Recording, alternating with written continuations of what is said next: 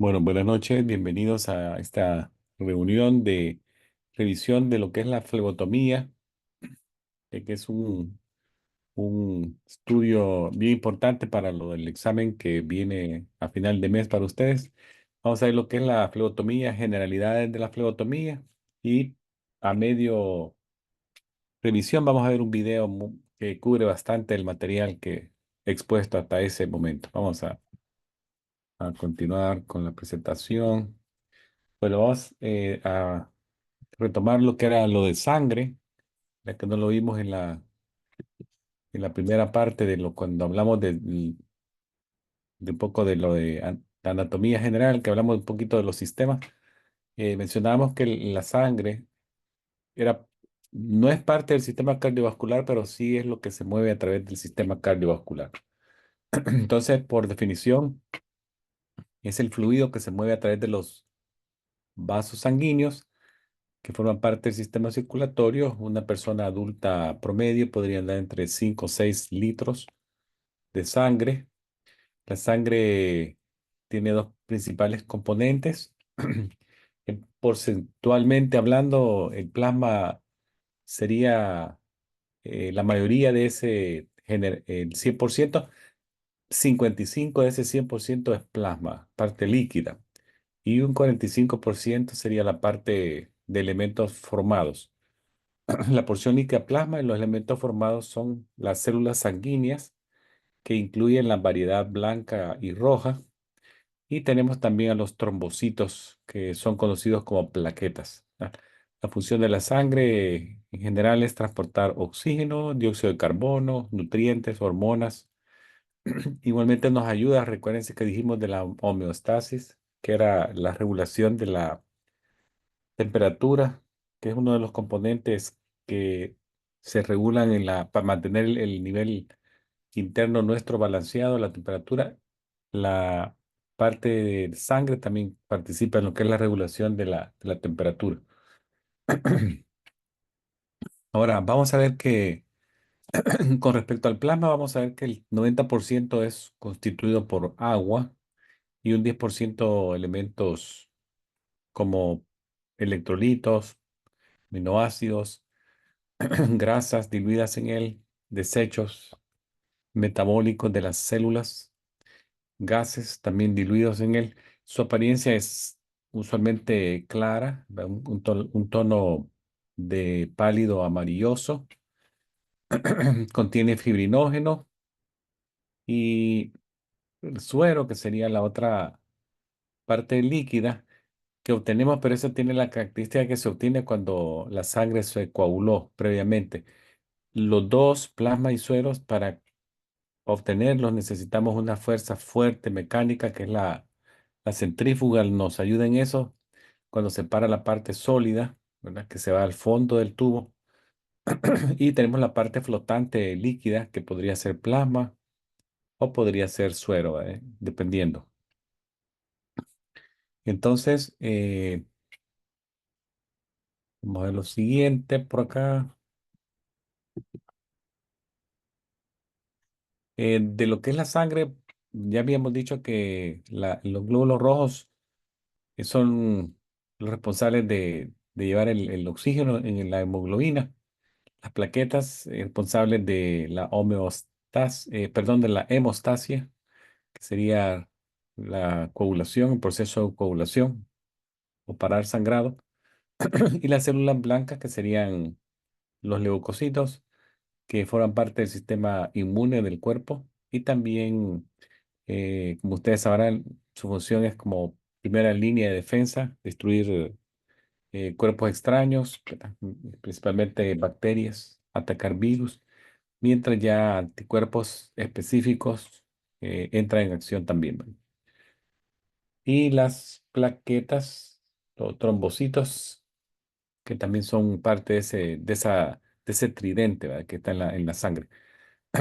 Ahora, en cuanto a la vida media de un glóbulo rojo de un adulto, anda más o menos en 120 días, el equivalente a 4 meses en promedio, ¿ah? Células que se dañan o envejecen durante ese periodo son sacadas de circulación en dos sitios, el hígado y el vaso, sin olvidar que nuevas células son producidas continuamente en la médula ósea de nuestros huesos largos. Esa producción está muy relacionada a lo que es la hormona eritropoyetina, que es aquella que se libera en la parte de los riñones. Es responsable es de que se libere más o menos el nivel de oxígeno. Cuando hay bajos niveles de oxígeno, hipoxemia, el riñón libera más eritropoyetina y la producción de sangre o la formación de células sanguíneas en cualquiera de sus tres componentes se acelera. Ese proceso se llama hematopoiesis, y lo pongo yo en rojito. Básicamente el sistema reconoce la que es la eritropoyetina y se produce más.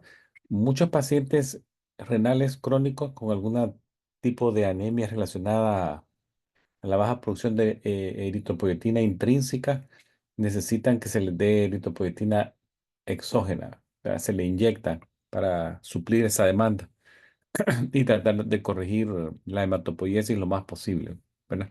Algunos atletas también de alto rendimiento utilizan eritropoyetina como una forma de doping para aumentar la producción de células rojas y aumentar la captación de oxígeno y tener mejor función en el deporte, ¿verdad? De alto rendimiento. La hematopoiesis, como dijimos, que era la formación de células sanguíneas, esta ocurre desde el momento embrionario de cualquier ser humano, ¿no? Muy temprano en el desarrollo embrionario ya se empiezan a formar células rojas y esto continúa a través de la vida, ¿verdad? Llegando a la adultez, adulto mayor. La hematopoiesis esperamos que nunca deje de pasar. Lo que sucede a veces es que se enlentece y baja la producción, pero nunca deja de producirse células sanguíneas, ¿verdad? Ahora, veamos acá la diferencia entre plasma y suero. Más o menos ahí, los dibujos que les presento ahí son bien obvios. Pero si ustedes ven el suero a mano derecha, se ve un coágulo formado. El dibujo a mano izquierda no se ve coágulo formado. Entonces, básicamente, el plasma es la porción líquida de sangre que se separa por una centrífuga, pero se previno la coagulación por la adición de un anticoagulante en el tubo. A diferencia de lo que es el suero, que si vemos que el suero también se extrae a través del uso de una centrífuga, pero en este caso se formó un coágulo, ¿verdad? Entonces, ya una vez eso significa también que se gastaron factores de coagulación en ese proceso. Entonces se forma un coágulo. Muchos laboratorios procesan muestras que van a necesitar suero para analizar distintos valores en el laboratorio. Ahora, la sangre completa, un poquito distinto. Esta es la sangre que directamente sacamos de una persona y se transfunde a otra persona, ¿verdad? Obviamente no se hace de forma directa, como uno ve algunas películas de ya viejas que salen ahí en unos hospitales de campaña, que probablemente se hizo eso hace muchos años, pero actualmente la sangre completa pasa por un proceso muy estricto de análisis en donde una vez se determina que la sangre es segura para consumo de otra persona, es entonces que se utiliza para transfusión, ¿verdad? Entonces pasa por un estricto control de calidad. También se ve el tipeo A, B, ABO, O y el RH, ¿verdad? Ya una vez se sepa todo eso y estén bien seguros, entonces la bolsa ya se prepara para ser transfundida a otra persona. Se identifica muy bien con etiquetas, escáneres, todo eso. Y la sangre también recordemos que tiene vencimiento, ¿verdad? No se puede mantener en los refrigeradores por siempre.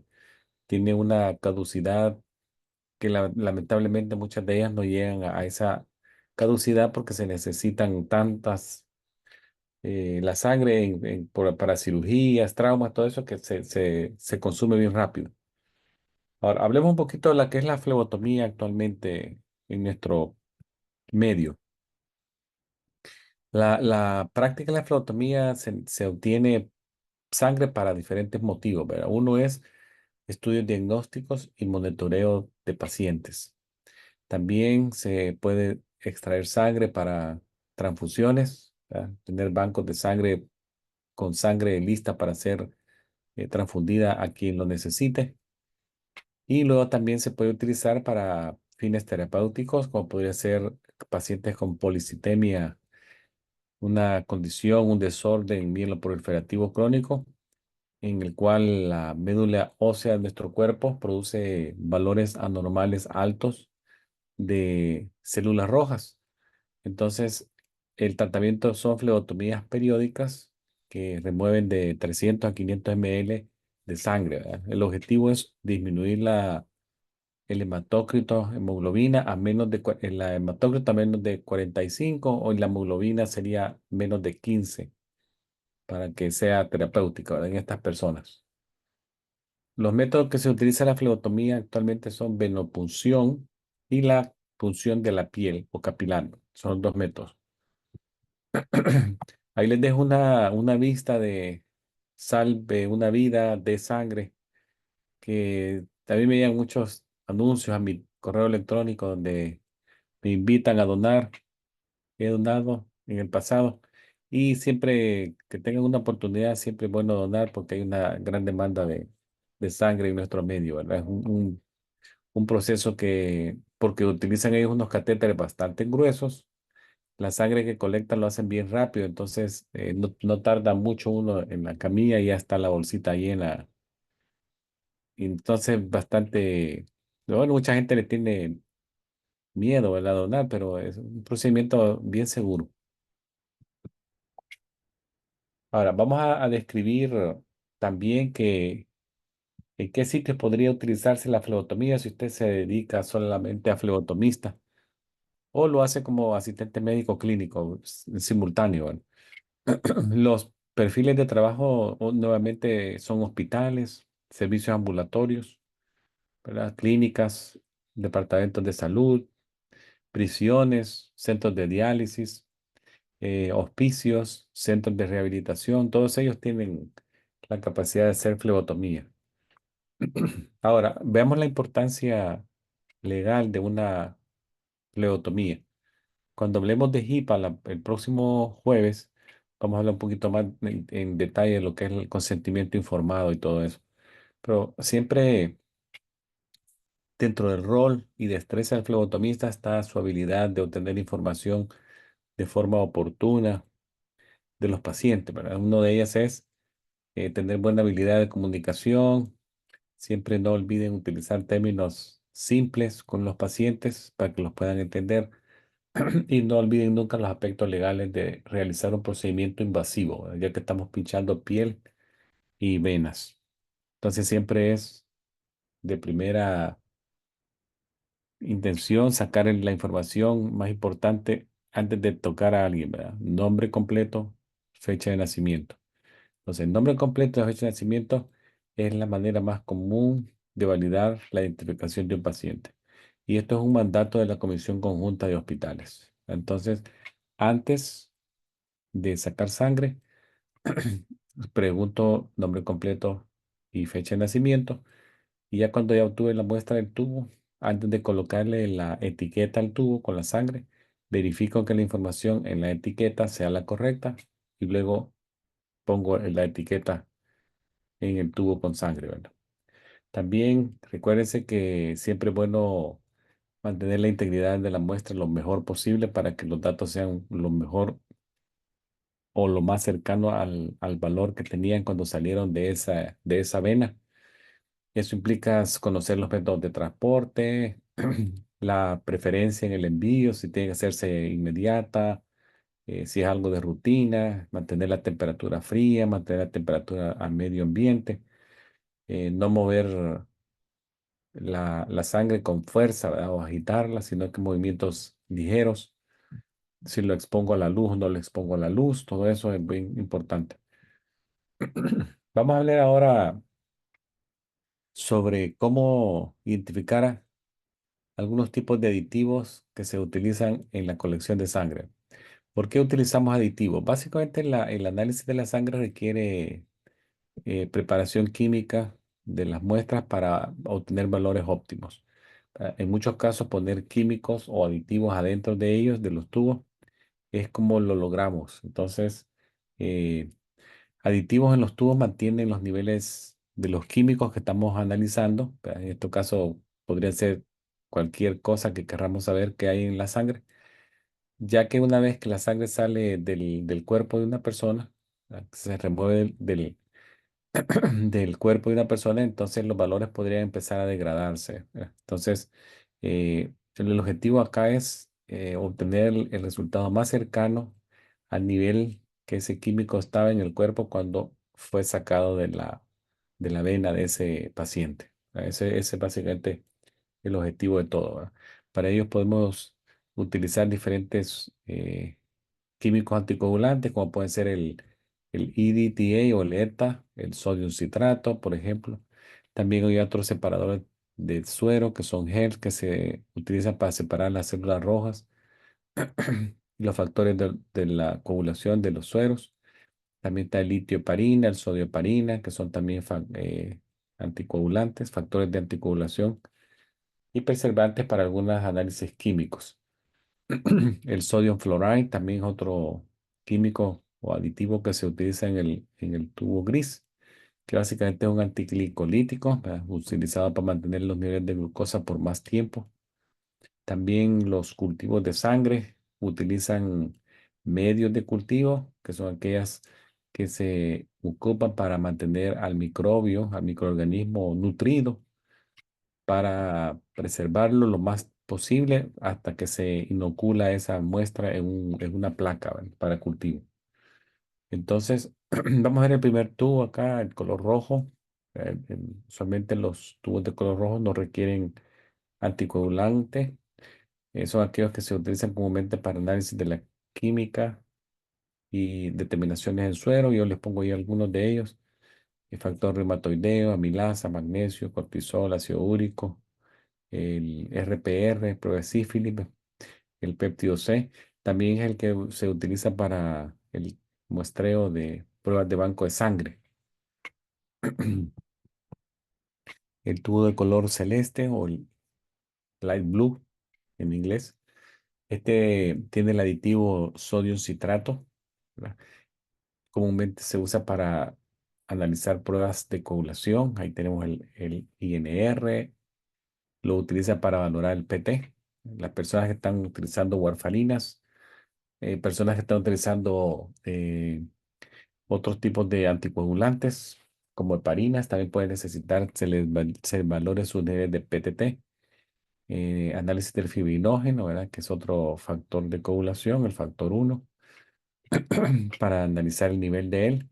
También tenemos algunas actividades de factores que son deficiencias de factores o inhibiciones de factores también que son necesarios identificarlos. También se utiliza el tubo color celeste, el dímero D, otro análisis que se utiliza para eh, descartar presencias de coágulos sanguíneos serios, como podría ser un embolismo pulmonar, un infarto miocardio, todo eso utiliza el tubo celeste. Luego tenemos el tubo de color lavanda, que utiliza el aditivo ETA, que es una abreviación de todo lo que ustedes ven ahí, etilén, diamine, tetraacetic ácido, para no decirlo todo ese nombre con más de 20 letras. Básicamente se dice ETA o EDTA, ¿verdad? ETA. Este es un aditivo que se utiliza para prevenir la anticoagulación. Comúnmente lo utilizamos en pruebas de hematología. Ahí tenemos, por ejemplo, la eritrosedimentación, ¿verdad?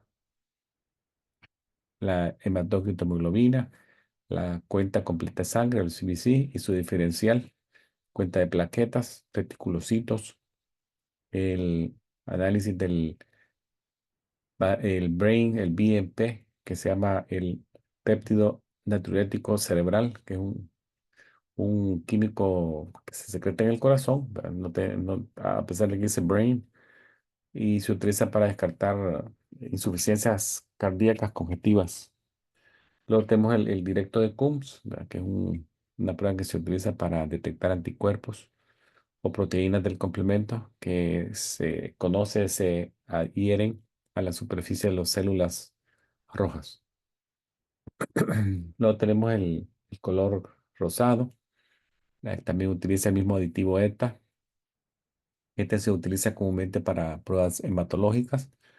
Ahí tenemos el tipo IRH, el muestreo de anticuerpos, pruebas cruzadas, el análisis conocido como ROGAM, ¿verdad? Que incluye el ABO y el RH de la madre, muestreo de la sangre del feto y el muestreo de los anticuerpos maternos, ¿verdad?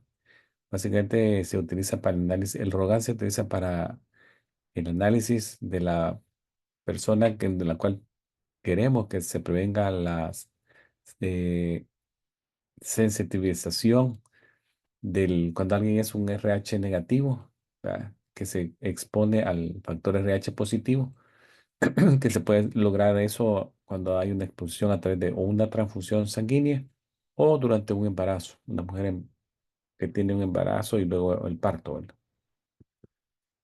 Luego tenemos el tubo color verde oscuro y está otro color verde claro.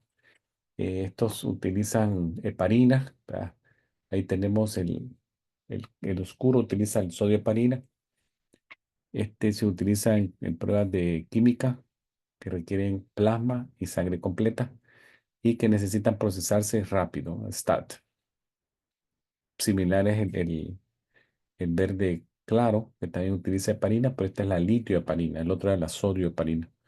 También para químicas que requieren plasma, análisis de plasma o sangre completa, que también son de urgencia, STAT. Estas básicamente son pruebas de que desde el momento que se saca la sangre hasta que el resultado está en la mano del doctor, no tiene que transcurrir más de una hora. Mientras otros que son como as soon as possible, ¿verdad? ASAP, podrían ser de 1 a 2 horas los resultados. Y los de rutina que no tienen mucha prisa.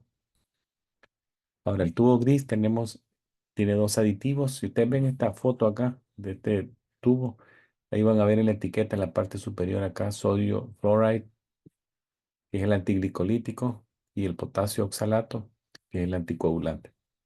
Este se utiliza para pruebas de tolerancia a la glucosa, glucosa al azar, glucosa en ayunas. Luego tenemos el tubo color camuflajeado o rojo gris, que tiene un separador de suero, que aquí se ve este colorcito al fondo, de color amarillo claro. Este se abrevia SST o tubo separador de suero. Básicamente es una Helbert y también utiliza otros aditivos que son activadores de la coagulación y el separador de suero. Se utiliza comúnmente para químicas y pruebas inmunológicas, también para los paneles o perfiles metabólicos básicos y perfiles metabólicos completos. Muchas pruebas se agrupan por perfiles, ahí lo van a ver ustedes, que hay perfiles hepáticos, perfiles lipídicos, tiroideos, básicamente son muestras que se agrupan por sistema, más que todo que queremos investigar, ¿verdad? Por ejemplo, aquí el sistema cardiovascular le podemos dar una investigación en base a los contenidos de grasa en la sangre. Están los colesteroles, luego nos vamos al perfil tiroideo, que es un análisis de la parte endocrina, pero específicamente a la glándula tiroides. Luego tenemos el hepático, que están las enzimas hepáticas, AST, ALT, bilirrubinas, albúminas. Luego tenemos el metabólico completo y hay metabólico básico. El metabólico completo le da un valor agregado que se ve en funciones renales, el nítrido ureico en sangre, la creatinina, da otros valores como son, también sale la filtración glomerular, el- la fracción de filtración glomerular como agregado a este. Ahora tenemos el tubo azul oscuro. También utiliza el aditivo ETA. Se utiliza para análisis de drogas terapéuticas, que son aquellas medicamentos, básicamente, ¿verdad? Y toxicológicas, como podrían ser algunas recreativas, como son cocaínas, heroínas, diferentes tipos de drogas de tipo no médicas, ¿verdad? No tienen uso médico, pero muchas personas las utilizan para otros propósitos. Luego acá tenemos los botes de cultivo de sangre que tienen medio de cultivo, que les dije, el medio de cultivo sirve para nutrir a los microorganismos presentes en la sangre por más tiempo, ¿verdad? Hay dos tipos grandes de medios de botes de colección de sangre para cultivo de sangre, que son los medios anaeróbicos y los medios aeróbicos, ¿verdad? Si ustedes pueden leerlo acá, este color verdecito acá, aquí se lee aeróbico y el anaeróbico, y el color amarillo que sería el pediátrico, ¿verdad? Entonces, para maximizar el uso de de los botes de cultivo, recordemos que se utilizan múltiples sets de cultivos. Cada set consiste en viales anaeróbicos y aeróbicos.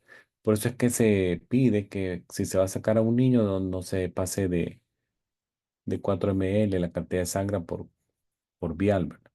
Y en el adulto no pase de 8 ml, porque son sets que se utilizan. En protocolos de Estados Unidos se puede utilizar, por ejemplo, el set 1 al minuto 0, el set 2 al minuto 30 y el set 3 al minuto 90. Entonces, si eso vemos que son doble set, aeróbicos y anaeróbicos, serían seis viales que se van a colectar de sangre. Y si cada uno tiene 8 ml, de 8 a 10 ml en el adulto, estamos hablando de que se pueden llegar a colectar hasta serían más o menos como 60 de ml, ¿verdad? Como entre 50 y 60 ml de sangre en todo el estudio.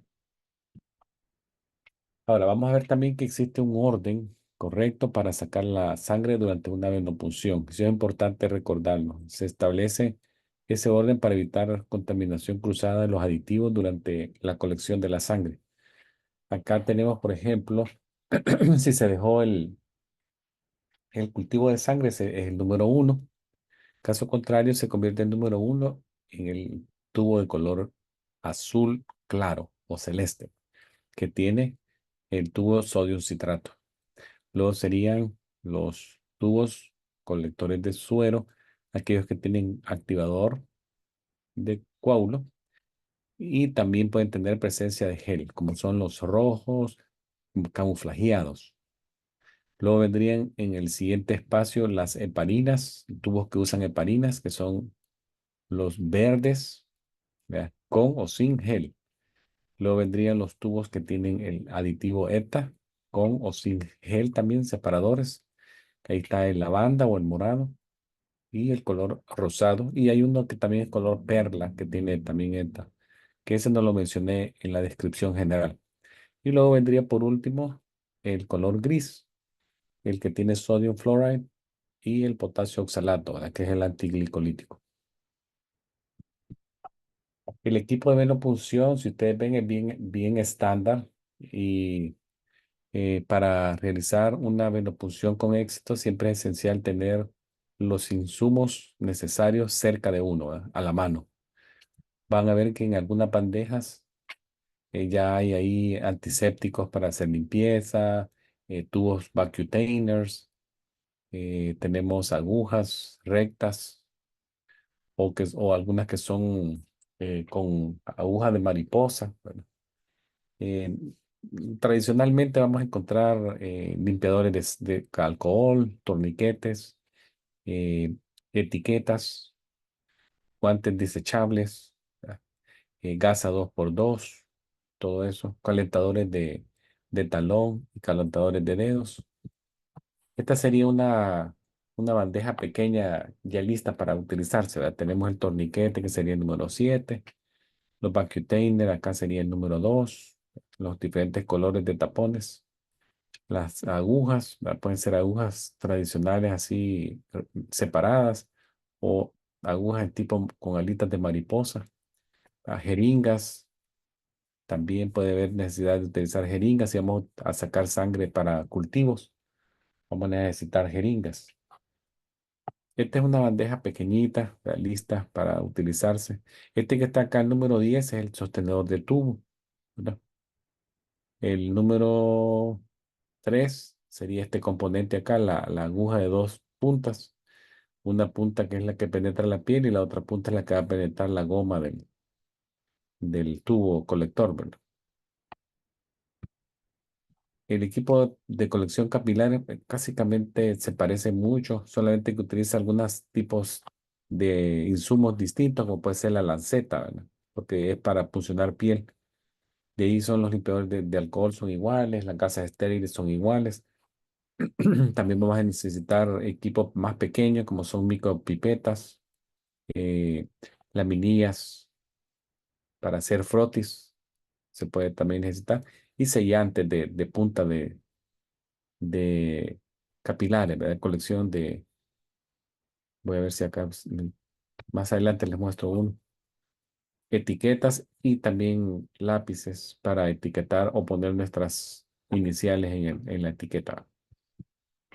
La aguja que utilizamos para la flebotomía es la número 21, aunque puede ser algunas más finas, como son 23 a 25, como son las agujas de alitas de mariposa.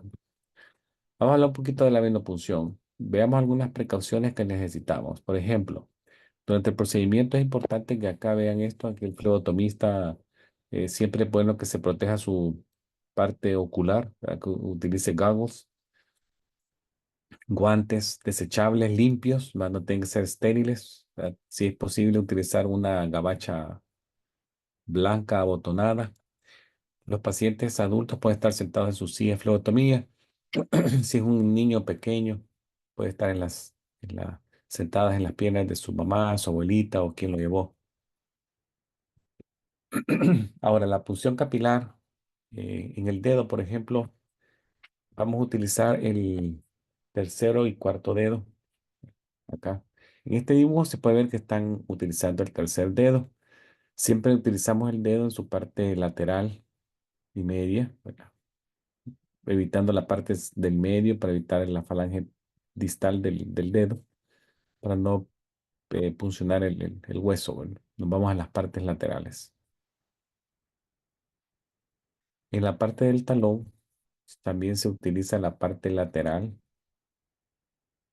del talón en la cara plantar. También evitando la parte media acá, evitando el calcáneo, funcionar el calcáneo. Esto es para los niños, ¿verdad? Pequeños. Ahora, en el transporte, algunos transportes necesitan ser protegidos de la luz. Ya en la mayoría de laboratorios van a ver ustedes que tienen algunos protectores colores ámbares en donde permite que el tubo se pueda ingresar a su interior y sellarse y evitarse la exposición directa de la luz. Caso contrario, si eso no pasara, podemos utilizar improvisando un poco, ¿verdad? Poner un papel aluminio alrededor de la parte transparente y llevarlo así al laboratorio, ¿verdad? Protegido lo más posible. Aquí son algunas pruebas que requieren protección. Le pongo bilirrubina, protoporfirina eritrocítica, algunos niveles de vitamina necesitan protección de luz. Ahora, en cuanto a la anatomía del brazo, ¿verdad? Recuérdense que las punciones capilares, dijimos tercero y cuarto dedo, pero la punción venosa se hace en la fosa antecubital, ¿verdad? La cara antecubital, la cara anterior del antebrazo. Vamos a utilizar las venas de esa zona, ¿verdad? Entonces, la vena que está en relación al número uno, al dedo uno, sería la cefálica. La vena que está en relación al número 5, al dedo 5, sería la basílica. Y la unión de estas dos sería la mediana cubital, ¿verdad? Entonces, acá, si ustedes ven, si uno hace un dibujito así, dependiendo del lado, van a ver que si es siempre es mejor compararlo. Yo lo utilizo más fácil de ponerle acá el número uno y al otro lado el número 5, ¿verdad? Independientemente es mejor decir dedo uno o dedo 5. independientemente de si es el brazo izquierdo o el brazo derecho. El dedo 1, cefálica en la parte antecubital, número 5, basílica en la parte antecubital y la unión de ambos, la mediana cubital, ¿verdad? Se forma como una letra H. Acá sería. Ahora, si queremos hacer la punción en la mano, se puede, pero es la región dorsal, ¿verdad? En la región de atrás, posterior, no en la región de la palma, no de palmar, y es la zona metacarpal, acá. No podemos utilizar las venas de los dedos, los digitales, sino las metacarpales dorsales. Tampoco podemos utilizar venas de la zona de la muñeca, ¿verdad? Tampoco. Aquí no, y no los dedos, ¿verdad? Tampoco, sino que solo las dorsales metacarpales. Acá en esta foto se ve un poquito mejor. Alguien está canalizando una metacarpal dorsal para sacar sangre con una aguja número 25 en alas de mariposa. Veamos este video que les va a dar mucho de la que es la flebotomía y luego lo discutimos.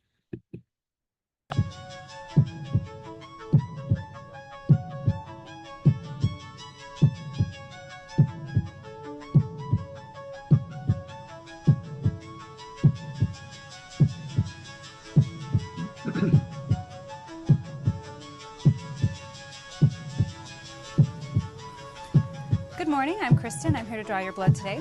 Good morning. Could you please state your name and date of birth? Pat White, November 11th, 1986. Thank you. Have you had anything to eat or drink in the last 12 hours? Not since 9 last night. Thanks. Do you have any questions? No. All right, it will just take me a minute to get everything set. Blood collection by venipuncture is one of the most common procedures performed in a healthcare setting.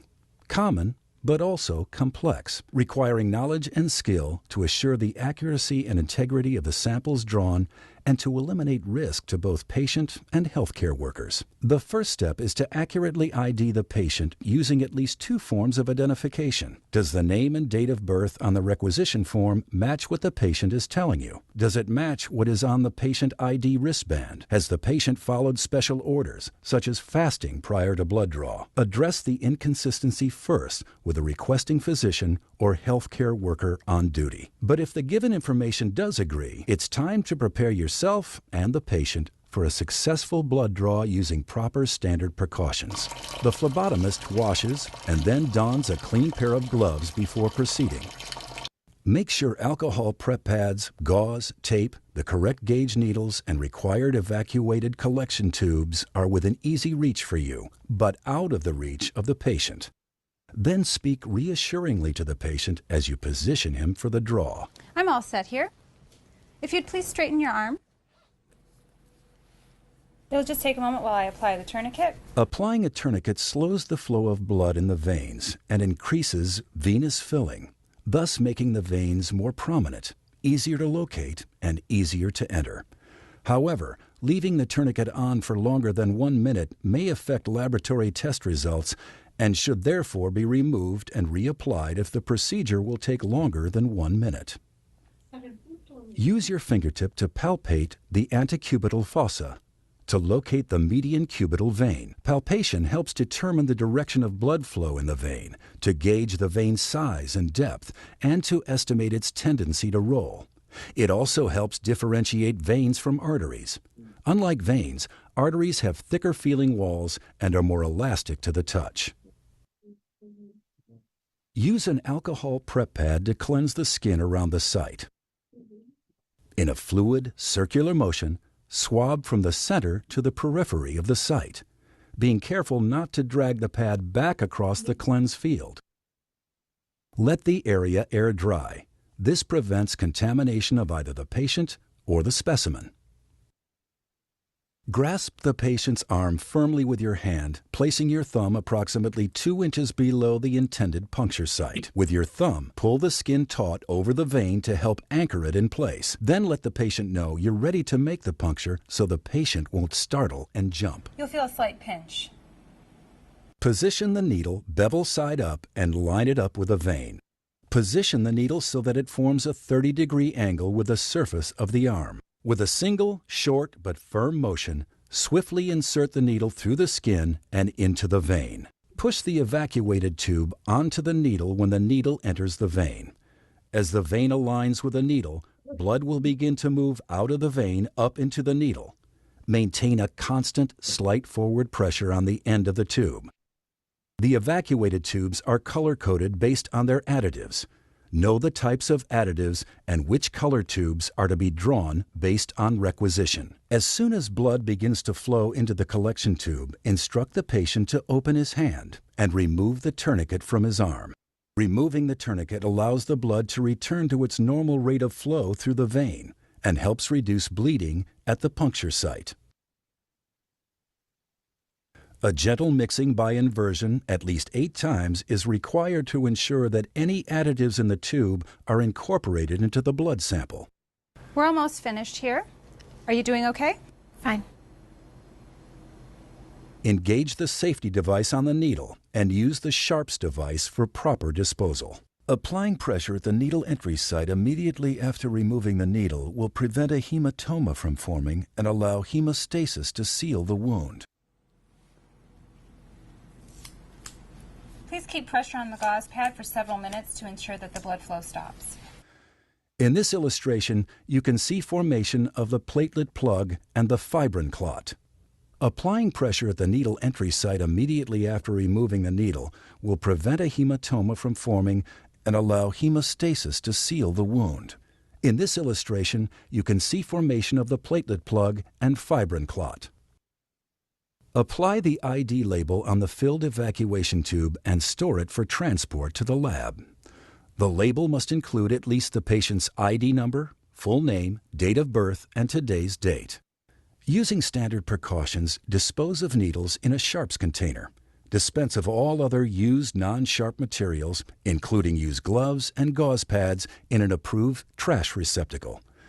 And disinfect all contaminated surface areas. You've just completed a successful blood draw, providing a sample that can be processed for analysis. Fortunately, most blood draws are completed in an entirely professional, skilled, and successful manner. Most, but not all. Poor technique, poor judgment, lack of knowledge, loss of concentration, and undue haste all are factors that can negatively impact the integrity of a sample, or worse, that can create undue stress and pain for the patient or cause a patient physical harm. Let's take a look. Failure to align the needle perfectly with the vein and failure to insert the needle at a 30-degree angle can result in the needle missing its mark. Poor technique that will require an unwelcome second needle stick. Inserting the needle at too steep or too shallow an angle and not lining up precisely with the vein are 2 common reasons for missing the vein. To the patient, that usually means only one thing: further anxiety and discomfort. But it can have other consequences as well. Serious complications are most likely to arise when targeting the basilic vein, with its close proximity to nerves, which can be permanently damaged, or the brachial artery, which could be nicked. Even with a proper angle, the appropriate needle size must be used. Freddie, you're only going to feel a very small pinch this time. It is acceptable to use a smaller needle called a butterfly. However, it should be noted that butterflies are a larger gauge needle, 23 to 25 gauge, and therefore have a smaller bore size. A large gauge straight needle, 25 gauge in this case, may make piercing the vein more certain, but as you can see, the smaller bore size can cause the red blood cells to lyse. While it appeared to the healthcare professional that this blood draw was successful, it's clear once the sample is centrifuged that the choice of needle gauge was a poor one. The selection compromised the integrity of the sample. Aside from these 2 examples of invisible errors, there are many visible signs that a healthcare professional may not be following standard precautions that ensure a quality blood draw as well as a satisfactory customer experience.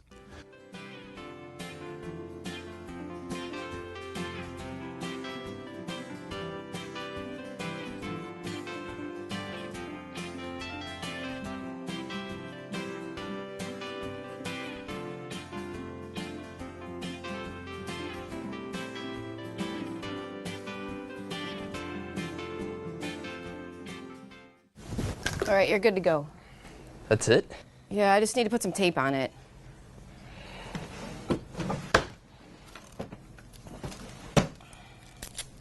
Ah, Band-Aid, that'll work.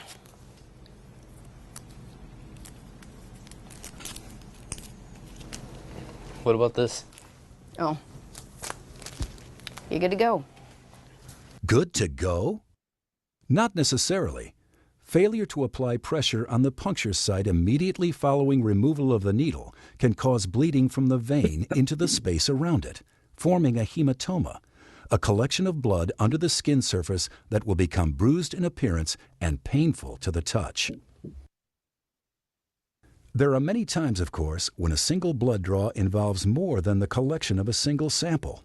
You may be required to collect as many as 10 tubes in a single draw, and this requires even greater skill and careful planning to complete successfully. Two keys to a successful multiple tube draw must occur in the planning stage. You need to determine which gauge needle will be appropriate for all tests being requested. And you need to plan the order of the draw to assure the integrity of all samples. But your technique should remain the same. Let's take a few moments to review. Position the needle bevel side up and line it up with a vein. Position the needle to form a 30-degree angle with the surface of the arm. With a single short but firm motion, swiftly insert the needle through the skin and into the vein. Push the evacuated tube onto the needle when the needle enters the vein. As the vein aligns with the needle, blood will begin to move out of the vein up into the needle. Maintain a constant, slight forward pressure on the end of the tube to prevent release of the shutoff valve. As soon as blood begins to flow into the collection tube, instruct the patient to open his hand and remove the tourniquet from his arm. Removing the tourniquet allows the blood to return to its normal rate of flow through the vein and helps reduce bleeding at the puncture site. When performing a multi-tube draw, it is important to follow the correct hospital-mandated order of draw. Blood cultures are always drawn first. However, in a routine venipuncture, a light blue tube should be drawn first, followed by a red top, gold, green, lavender, and gray. We're almost done here. This is the last tube I need to draw. When will I know the results? I'm kind of anxious about them. Your samples will go over to the lab today, and your doctor will notify you after the results are in. You don't see them? No, I don't. The samples that we draw today are tested by laboratory professionals who relay those results directly to the physician. My responsibility is to assure the quality of the samples I draw so that the results your doctor receives are both accurate and meaningful. The level of quality and integrity of the samples the laboratory receives is dependent upon the level of skill, knowledge, and professionalism of the phlebotomist. A big responsibility, but one that can make a real difference in the lives of your patients.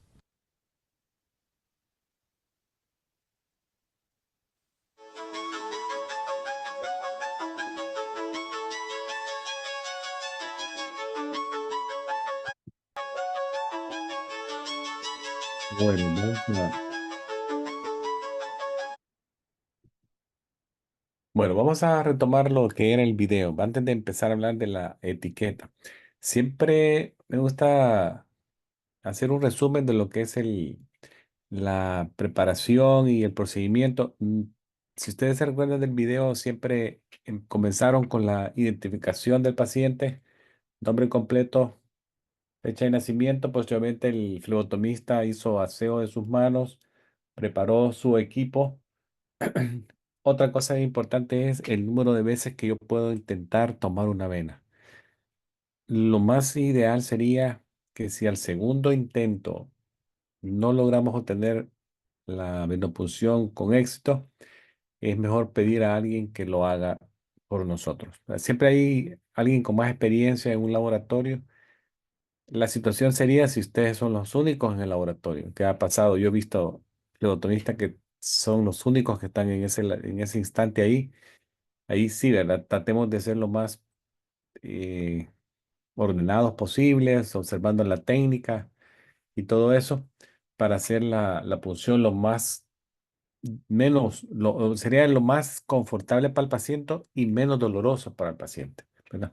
También siempre es bueno que Pongamos atención cuando ya empieza a fluir sangre, si hemos hecho la punción correcta, ya sería el momento, se puede alar ligeramente un poco la aguja para darle un flujo más eh, continuo, ¿verdad? Luego no olviden también el torniquete no puede estar más de 1 minuto.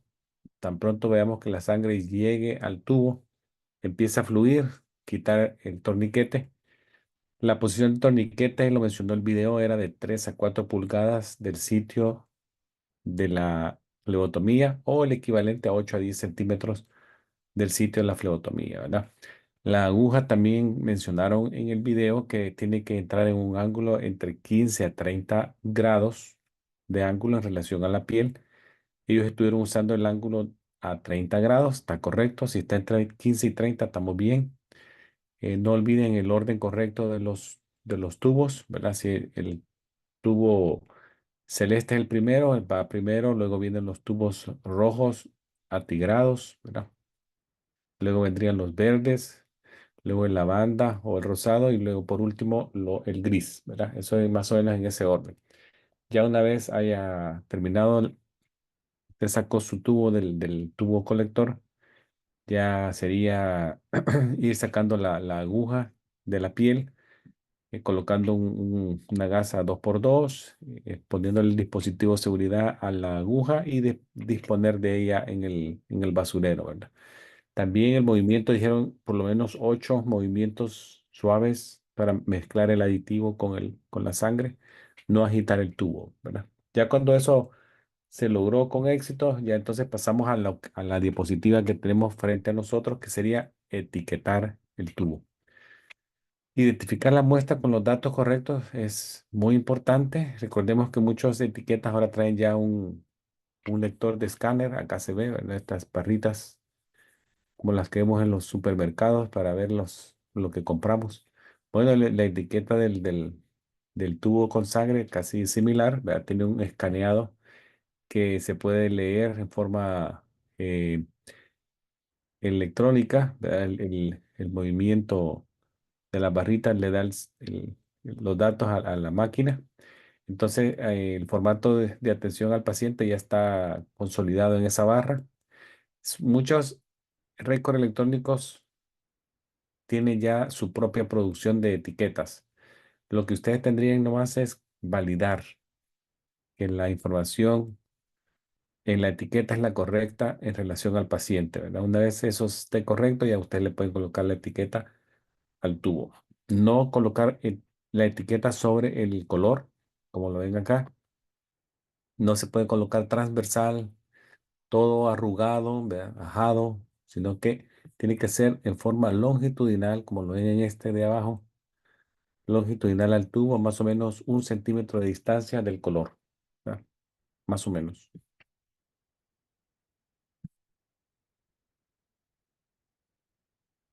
Ahora, el torniquete dijimos que menos de 1 minuto. ¿Por qué? Para evitar hemoconcentración de la muestra y probablemente salpicadura de sangre o formación de un hematoma, ¿verdad? Recuérdense, dijimos, son más o menos 3 a 4 pulgadas, 8 a 10 centímetros del sitio de la intención de la punción. Retiramos el torniquete, tan pronto sangre y empiece a fluir. Si usted ve acá, se está llenando el tubo. Y tiene que hacer un agarre acá arriba, un nudo corredizo. Recuérdense que esta mano yo no la puedo retirar de sostener este tubo con la aguja porque se me va a salir, sino que el torniquete yo lo tengo que poder quitar con una sola mano, ¿verdad? Ya se aprende se ala para arriba y se desprende el torniquete, ¿verdad? Algunas posiciones de pacientes, si es para la punción capilar en la mano tiene que estar sostenida sobre una superficie firme hacia arriba la palma hacia arriba, extendida. Y vamos a utilizar el tercer y cuarto dedo. No podemos estar ordeñando, le dicen, ordeñando es cuando empiezan a jalar y apretar de la base del dedo hacia la punta, como tratando de sacar más sangre. Eso no se recomienda hacer, sino que tiene que ser un apretón sostenido sobre la parte distal, ¿verdad? Como lo ven acá. y luego ya podemos coleccionar la muestra. Los niños pequeños, dijimos, pueden estar en las piernas de sus papás. Y si son muy tiernos, muy recién nacidos, tienen que estar en posición acostada, viendo hacia arriba, sostenidos sobre una superficie sólida también, sostenido por sus padres. Y el miembro inferior un poquito ligeramente en disminución en relación al torso, al pecho. La piel también, criterio general, tiene que ser una piel sana, ya no tiene que tener cicatrices, cortes, moretones, estar cianótico en los dedos, edema, infección en la zona. Una piel sana, de color rosada, temperatura normal, sin celulitis ni nada, ¿vale? Y la punción en el talón, ya lo habíamos dicho, son en las partes laterales, en la cara plantar, ¿verdad? Cara plantar. Ahora, en cuanto a lo que es si ustedes quisieran hacer un frotis, lo podemos hacer fácilmente, ¿verdad? Entonces, preparación de frotis con sangre, ¿verdad? ¿Qué necesito? Bueno, necesito una laminilla limpia, ¿verdad? Como están acá. Luego voy a colocar una gota de sangre a más o menos 1 centímetro o 2 de un extremo de la laminilla. Con otra laminilla limpia me coloco sobre la gota de sangre y hago un ángulo 45 grados y posteriormente, rápidamente, sin retraso alguno, muevo la laminilla en sentido opuesto para desplazar la gota de sangre. ¿Verdad? Me muevo en sentido opuesto sin quitar el contacto de las dos laminillas y voy a obtener un frotis ya sea fino como este acá o un frotis grueso, ¿verdad? Yo decido, ¿verdad? Si le pongo bastante presión, voy a lograr un fino. Y si le pongo menos presión al ángulo de desplazamiento, voy a obtener un frotis de más grueso. Bueno, ¿qué puede pasar mal durante una flebotomía? Uno es que se forme un hematoma, ¿verdad? Como el que venga allá. Esta es la más común de las complicaciones en la formación de un hematoma. Alergias podrías también, ¿verdad? Siempre pregunten si alguien es alérgico al látex como parte del interrogatorio. La zona de la basílica, recuérdense, es la zona relacionada al quinto dedo en relación a la fosa antecubital. Tratar de evitar ir a esa zona porque ahí está el paquete nervioso, la vascular, la arteria braquial, el nervio mediano, que me puede formar un hematoma y formarme un compartimiento y poderme dañar esta zona. Infección, muy bajo el porcentaje, menos del 1%, pero está descrito como complicación. Que el paciente diga no, también hay que respetar. Si alguien dice no, es no y solamente documento la negación en el expediente. Otra cosa que puede ir mal es que el paciente se desmaye, ¿verdad? Si un paciente me ha dicho que ha tenido desmayos en el pasado durante sacadas previas, mejor lo tomo muy en serio ese comentario y mejor lo ubico en una silla reclinable o mejor lo acuesto, ¿verdad?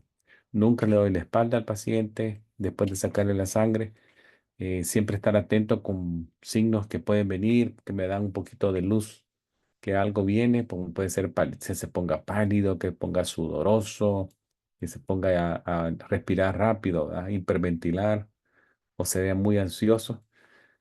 Entonces, si el paciente expresa preocupación de un desmayo, mejor lo pongo en una posición reclinable o lo acuesto antes de la flebotomía.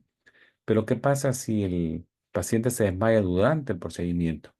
Entonces, no que entrar en pánico, ¿verdad? Quitar el torniquete, retirar la aguja del brazo, coloco el dispositivo de seguridad y me quedo con el paciente, ¿verdad? Sosteniendo su cabeza y viendo lo que todo vaya bien. Ahí, como lo ven en esta foto, ya está, se ha quedado con el paciente, le está sosteniendo su brazo. Y ya esto es transitorio, ¿verdad? Va a despertar pronto y ya se puede recuperar rápidamente. Esta silla que ven acá es la tradicional silla de, de no punción, ¿verdad? Es una silla recta con apoyabrazos, ¿verdad? Eso es lo mejor, que tenga apoyabrazos, silla recta. Si necesita alguien una almohada o una toalla enrollada para colocar bajo el brazo, se puede hacer también sin ninguna complicación, podemos hacer eso. Entonces, no olviden, si alguien me dice que se desmayó antes, ojo ahí, no darle la espalda, observar los signos de que viene algo por camino ahí, sudoración, ansiedad, palidez. Lo pongo en una silla reclinable como está esta señora. Otra cosa que puede pasar es que sangre excesivo, mucha sangre, pacientes que están anticoagulados con aspirinita, puede ser, warfarina, heparinas y muchos de los actuales que están viendo, ahí quiz, un montón de ellos, pacientes que tienen fibrilación atrial, ¿verdad? AFib, que los anticoagulan, siempre hay que preguntarle, ¿está tomando algún adelgazante de la sangre? Sí, ya entonces ya lo pongo como paciente que va a necesitar probablemente más tiempo de presión sobre el área de flebotomía. ¿Verdad? Otra complicación podría ser que se etiqueten correctamente los tubos. Le puse la etiqueta a otro tubo que no era de ese paciente. Ojo ahí, ¿verdad? Hay que poner mucha atención, hacer una cosa a la vez. Luego que una persona pueda tener una línea endovenosa activa, también, ojo ahí, si tengo que hacerlo, lo hago en el brazo contrario y si los dos brazos tienen una línea activa pasando, entonces podría sacar sangre de una parte inferior o distal a la zona de endovenoso. ¿Verdad? También observen que si hay una fístula arteriovenosa en el brazo, no utilizo ese brazo. Si una persona tiene un drenaje linfático con alguna incompetencia, ¿verdad? Que se ve el brazo muy hinchado por un linfedema, todo eso no lo utilizo. Si un paciente tuviese una infección en una zona del brazo, también no utilizo ese brazo si lo más posible, o hay una quemadura amplia tampoco. ¿Verdad? Ojo acá en estas fístulas arteriovenosas, recuérdense que son accesos que han sido creados por cirujanos vasculares para tener acceso a una vena que está junto a una arteria, básicamente un bypass, ¿verdad? Arteriovenoso para poner hemodiálisis. Y aquí endovenosos activos también, ¿verdad? Si no es posible, por abajo, del sitio abajo de la endovenoso podría tomar. ¿Verdad? También linfedema, que les digo, si hay un drenaje eh, anormal en un brazo, porque esta persona, digamos que es una señora que le hicieron una cirugía en la zona de la axila por un cáncer de mama o le dañaron la circulación linfática del brazo, entonces va a tener linfedema. Mejor no utilizar este brazo. Imagínense si a veces sin ningún linfedema cuesta hallar la cefálica o la mediana cubital, imagínense ahora con un linfedema, ¿verdad? Sería mucho. Esta zona también se parece que le dijimos que las pueden utilizar, que son las metacarpales dorsales, podrían utilizarse, ¿verdad? Evitando no ninguno de los digitales, ¿verdad? Ni la zona de la muñeca tampoco, ¿verdad? Esta zona tampoco no es recomendable. Bueno, eso es lo que les traía esta noche de flebotomía. No sé si tienen alguna pregunta o una experiencia personal Muy bien, que les gustaría compartir con nosotros. sí, excelente, excelente. Si alguien tiene alguna duda o pregunta sobre los conceptos de los tubos, el contenido, los anticoagulantes, pueden hacerlo.